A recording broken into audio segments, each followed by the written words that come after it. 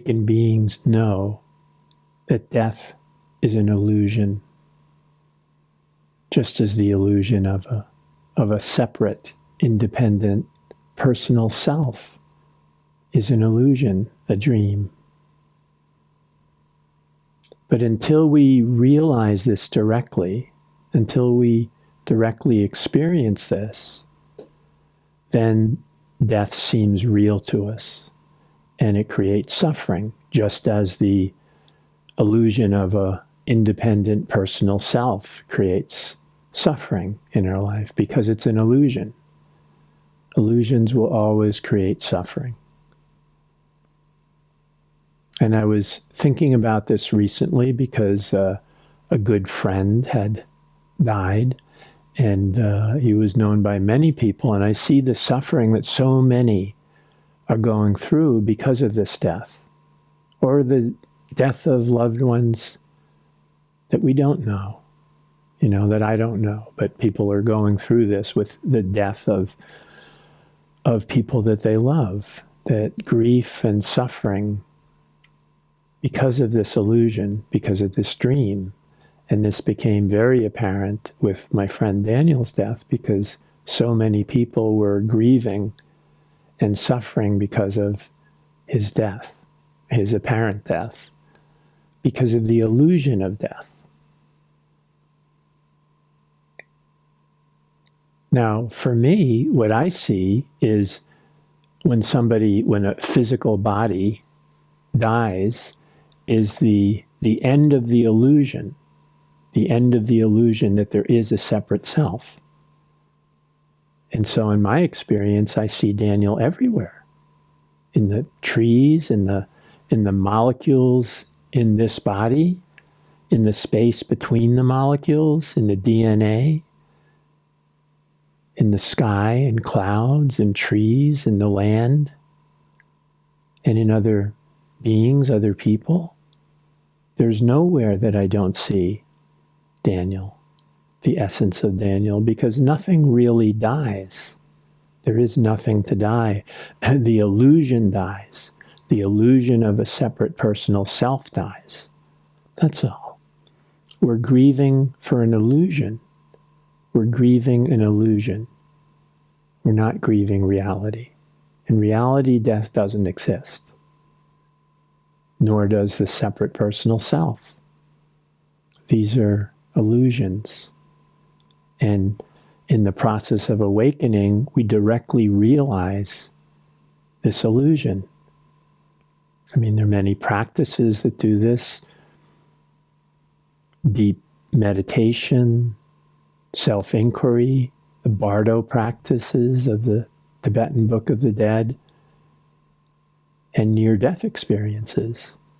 All of these were things that I went through, particularly the near-death experience, that shows me that death is an illusion, that death does not exist. Now, there's nothing we can do about a near-death experience. We can't practice it. It just happens. If we're fortunate enough to go through it, it's something that just happens. And this made the experience of samadhi much easier, because I'd been through it in a near-death experience, so samadhi sort of just comes naturally in meditation, in deep meditation. But there are many practices that we can do. Deep meditation practice is really a practice of death. It's not until we experience death, to let go of our fear of it and welcome it and open to it, that we realize that it doesn't exist. And until we know this, we don't fully understand life either. So we live in the illusion of life and death. We only have an illusion of life, not life. We have an illusion of death. So because of this illusion, we make up fairy tales, different things to believe in, like heaven and hell, and say things like, after someone dies, we say, he's looking down on me. He's looking down on us, and he's interacting with us, as if there were sort of a formless kind of physical body, much like their physical body, but now it's a formless physical body. And these are the illusions that we tell ourselves, the dreams that we tell ourselves in order to make us feel better. But the truth is, we don't really feel better from these illusions, because something in us knows that they are illusions. Heaven, hell, the separate spirit or soul that's living on. We realize that these are illusions. They're not necessary, because nothing really does die. Nobody dies. There's no such thing as death. Just as I say, I see my friend Daniel everywhere, in everything, in me and everything else. Ramana Maharshi, physically, his body died a year after I was born. And my great teacher, Thich Nhat Hanh, died only a few years ago. I'd spent 40 years with him when he was in body. But none of this that I'm saying could I possibly say without Ramana and without Thich Nhat Hanh. They're both fully alive in this body.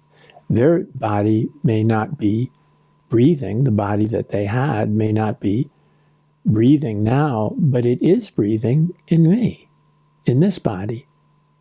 They're breathing in this body.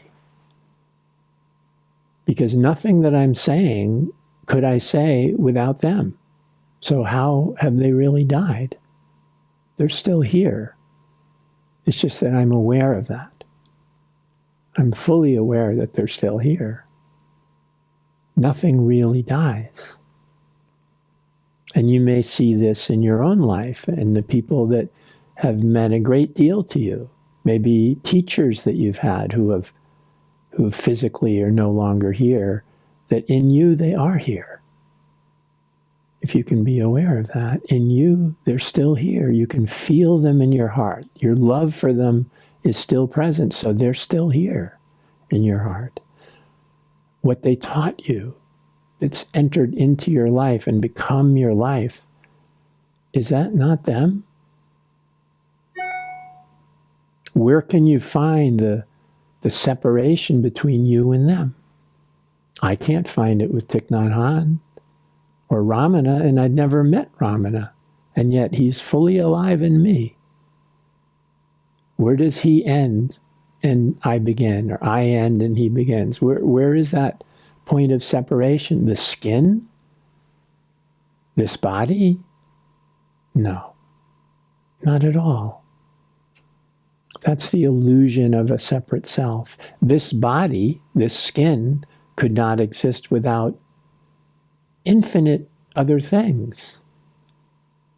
My parents, ancestors, food, water, sunlight. So another way that we can understand that there is no separate self is through science.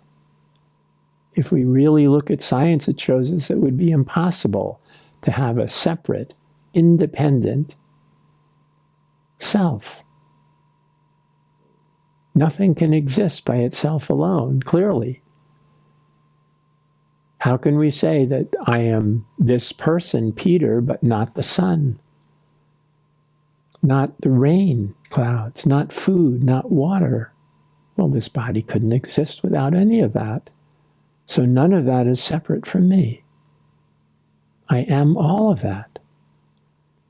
And that's the same for my friend Daniel, who died, or my friend Barbara, who recently, physically died. And yes, I won't be able to read her brilliant spiritual posts any longer,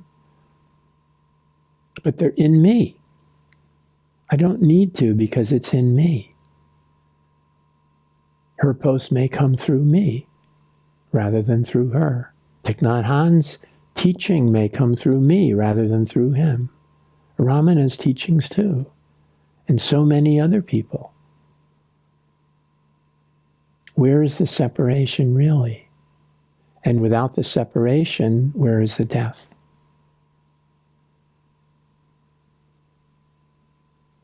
You see, through this direct experience that there is no personal self, death cannot exist. We need the illusion of a personal self for the illusion of death to exist. They're both illusions. Without that illusion, there is no death.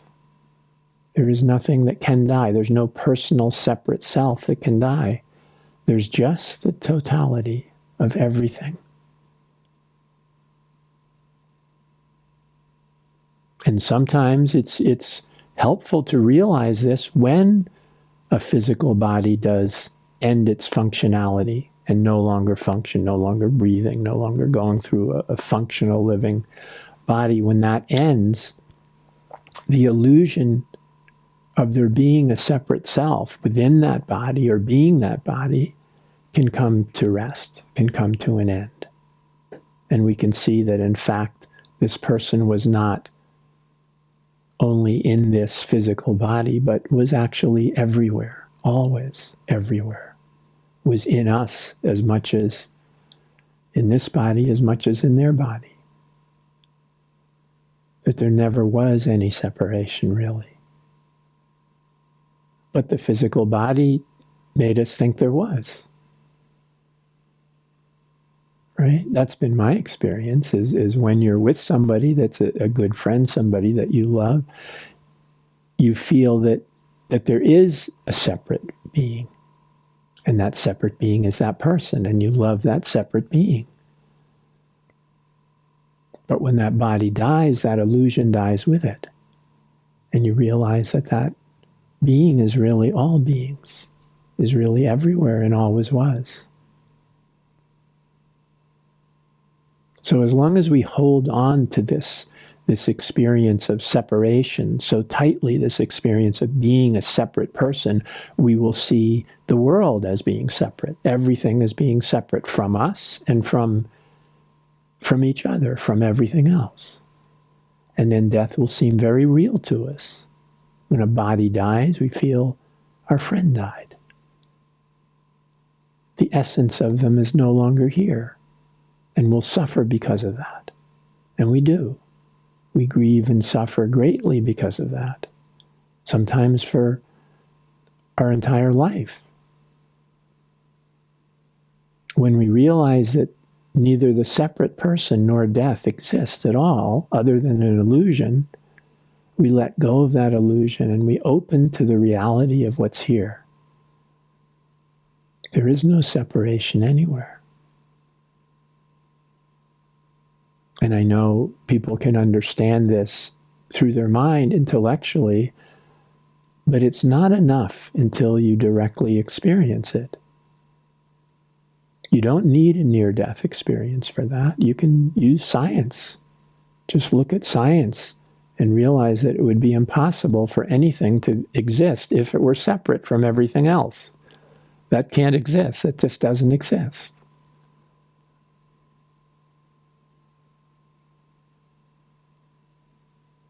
How would this body exist without sunlight, without the sun, without food? It's made of food. Without your parents, your grandparents, your great-grandparents, and on and on and on. Through the very beginning, our earliest ancestors as a single cell, living life form that existed billions of years ago on this planet. We couldn't exist without that.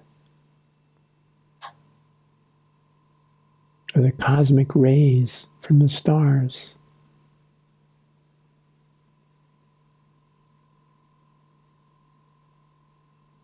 We're interdependent, as Thich Nhat Hanh used to teach, on everything, on absolutely everything. I used to think when I was writing that, how could I write this without Shakespeare, Hemingway, F. Scott Fitzgerald, and the writers who I loved and read? They all influenced me. So how is this writing mine and not theirs? I couldn't say. And there's a great understanding and freedom in this.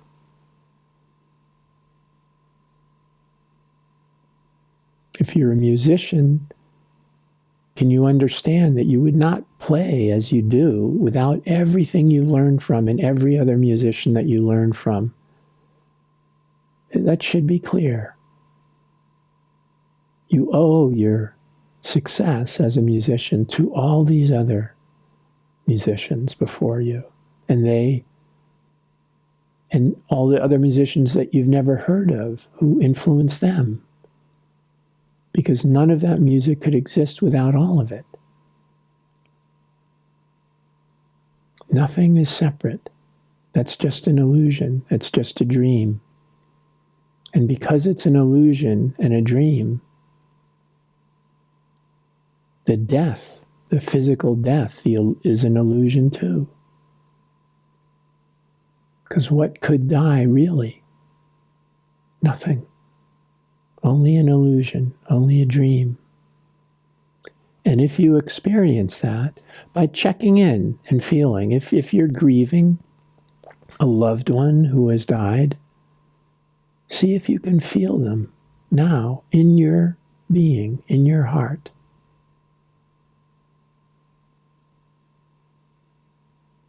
Not just your memories of them, but actually them, the essence of them. They've touched your life. That's why you love them. They've touched your life deeply and affected your life deeply, and that effect is in you. They've reincarnated in you. You may not realize this until after they've passed. While they're there, you're engaging always with the illusion and the dream, so you don't know the deep effect that they're having on you, on what you are and who you are. This is just things that we can see in the dream. There's so much that we can't, so much beyond anything that we can think. We are essentially all of this, the totality. We're not separate from any of it.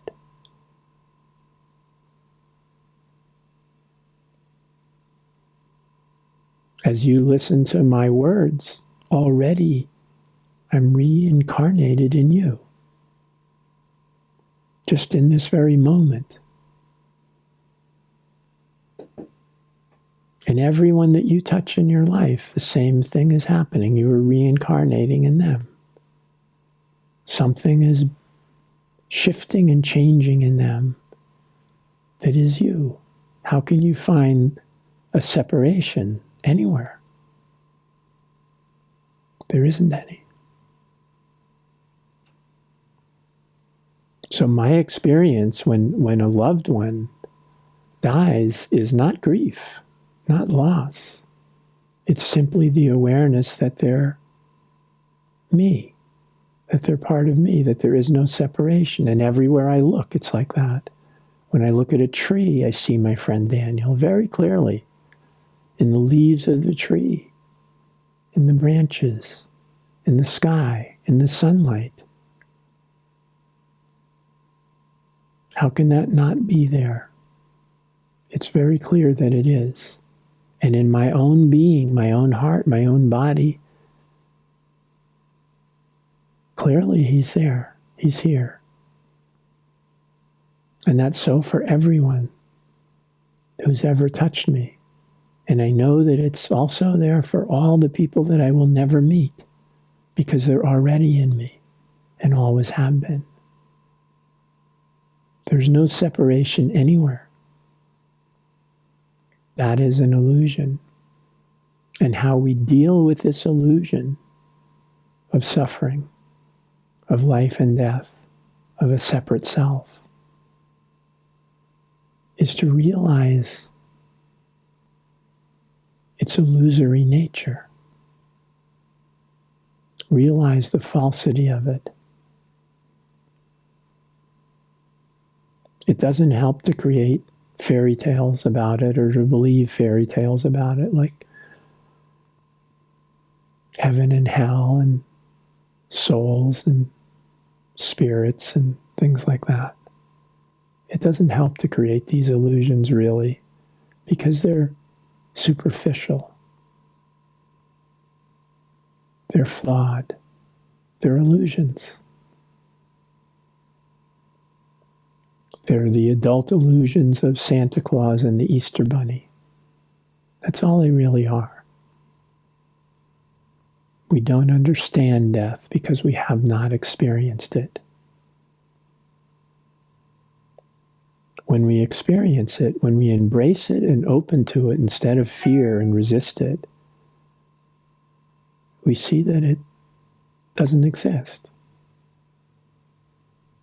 Just as in a near-death experience, we realize that death doesn't exist because whatever this beingness is, this awareness, this consciousness is still here and fully present, despite the body dying.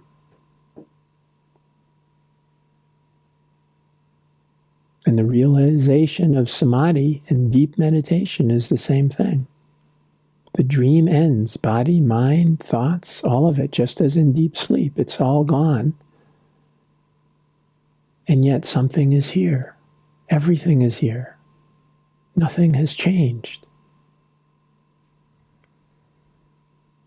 So samadhi is very much like a near-death experience and very much like deep dreamless sleep, where there is no world, no body, no mind, no thoughts, no stories. None of that is here. And yet somehow this is. So that shows the illusion, the lie of death, and the lie of a separate, personal, independent self. Neither of these really exist. What exists is not something that the mind can conceive of. Even when we experience it, we can't understand it. With the mind, it's too limited. But we don't need fairy tales either, because we have experienced it. We know what's here even if we can't say what that is, even if the mind can't conceive of it. There's a deep knowing of what this is, of our true nature, our true deathless nature, birthless and deathless. It was never born, it can never die. This is what we are. This is the reality of life.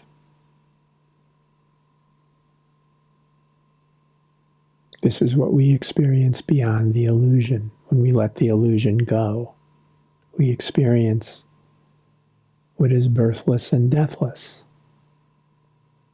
what has no beginning or end, and yet is, absolutely is.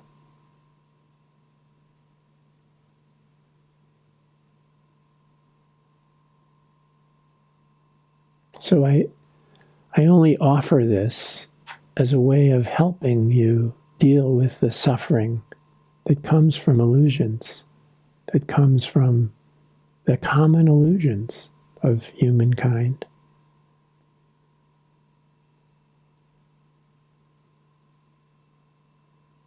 The belief in a separate personal self that could die. Bodies, of course, go through a time of birth and death. We see this, so we assume that so is it true for what we are. But it's not. Bodies do go through a journey of being born and living for a while and dying. Of course, that's what happens to all bodies. That's what happens to planets and solar systems and universes. Everything in this stream of form comes and goes, is born and dies. In fact, it's happening every moment.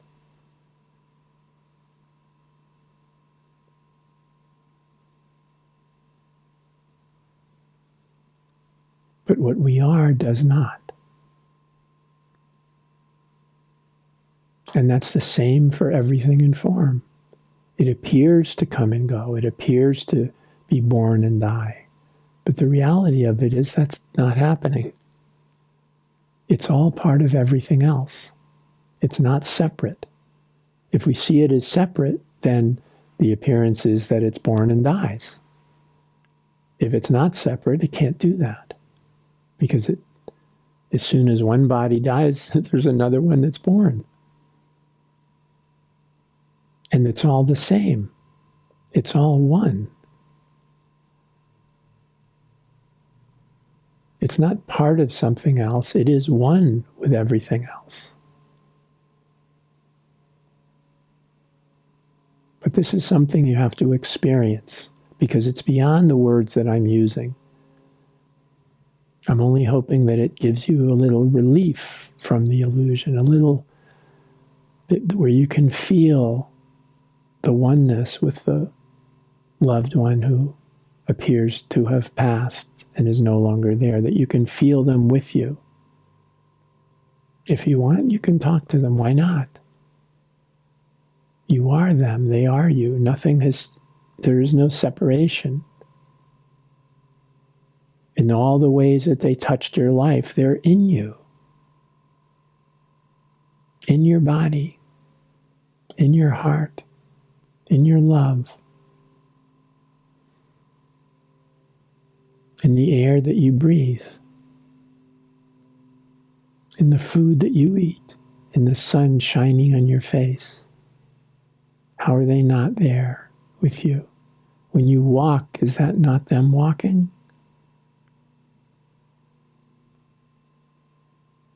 When I teach, I know this is Thich Nhat Hanh and Ramana teaching, because if I were a separate, independent being, I would not know any of this, nor would I be able to speak, because there were teachers who taught me language.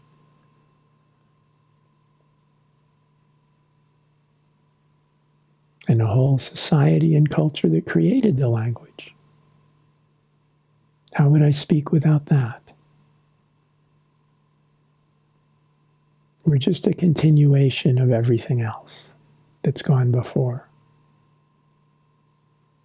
And everything that comes after will be part of that. When this body dies, all the beings that we've touched will carry on from that, will be a continuation of that. It's just continuing. Thich Nhat Hanh used to teach us that, instead of saying happy birthday, we say happy continuation day. Because there is no birth. There's no death. There's just continuation. Just the continuous unfolding of everything. And we are not separate from everything. So you may feel some relief if you've been grieving, if a loved one has passed, or you're remembering a loved one that's no longer with you. You may feel a sense of relief from hearing this. You may not understand it or believe it. That's okay. It's not about belief. This is about reality. We believe many things that are not true. But something in you may know that there is no death, really. There is no separation. You don't have to imagine that when you die, you'll be with your loved one in some imaginary world of heaven or whatever. You know that's not true, really. It's just something a belief that you use and have been taught to you to make you feel easier with the passing, to feel a little less grief. But it doesn't really work, does it? It's very superficial. Something in you knows it's not true. The truth is far better than that.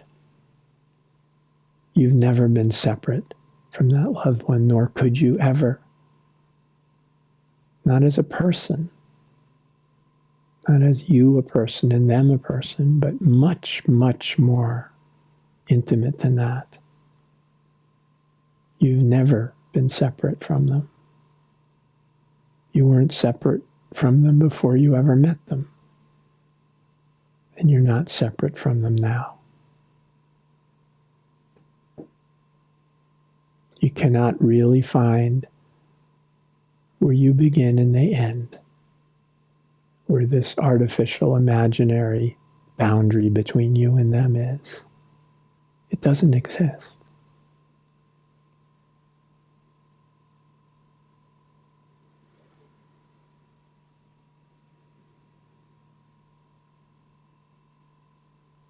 There is a perfection that's behind all these illusions and lies that we believe, the suffering that we feel. There is truth behind all of it. There is reality behind all the illusions that we call reality. It's not our mind that understands this, that figures it out, that accumulates knowledge. It's a direct experience that we have that comes to us when we let go of the illusions. We let go of the dreams. We let go of the fairy tales.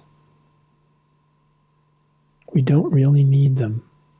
They just keep us lost in a dream.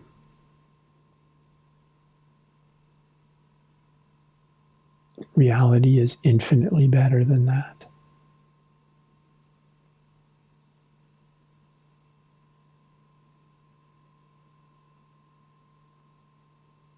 Thank you, my friend. I hope this helps you.